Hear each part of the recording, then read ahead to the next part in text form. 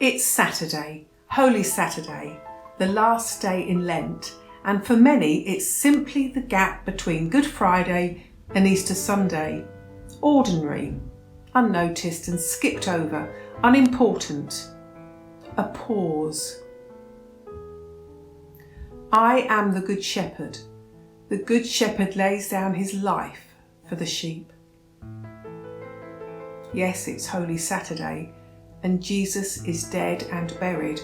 And for those first followers, they didn't know or realise the Resurrection Sunday was coming. Jesus was dead and buried. He had laid down his life, and his followers were mourning. Now, I don't know about you, but I'm not convinced we handle grief that well in our culture. We have a stiff upper lip, a brave face approach. And anyone who knows me knows I'm a bit of a crier, and what I would give for that to be okay. Crying is messy and sometimes noisy and undignified, and I align myself more with cultures who would wail publicly, mourn, messy and noisy mourning. Jesus was dead and buried, and his followers were mourning, and God, apparently, did nothing. God was silent. Perhaps that resonates with you. Have you waited and God was silent? Mary and Mary were waiting and hoping and remembering all that Jesus had meant to them. In times of silence, do you recall when your faith was strong and reminisce on better times? But now we know Sunday is coming. God was at work, silently. Death is real. Jesus really died. He was dead and buried. God's beloved Son died. And in death, God may feel silent, but he is at work. People of faith know God is walking with them and know Sunday is coming.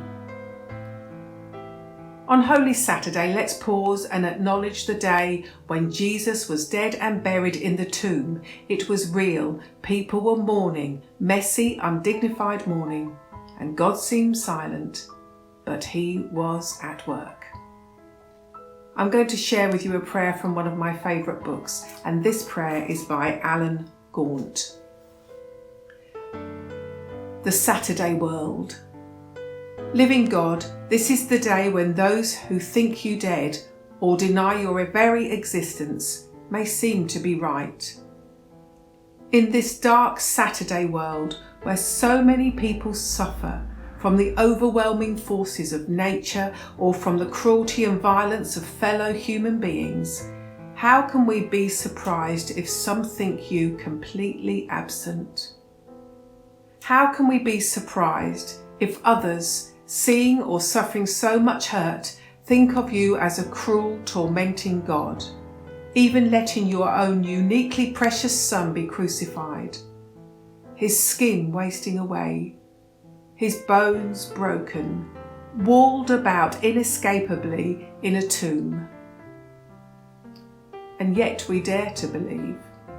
It is your holy love that is buried there. And in Jesus, crucified, you yourself have accepted all the rejection of the world and the consequences of all the world's faithlessness. In this world where many think you dead and many think you cruel, give us strength and faith to live through the darkness and go on trusting the love that will not fail. Amen.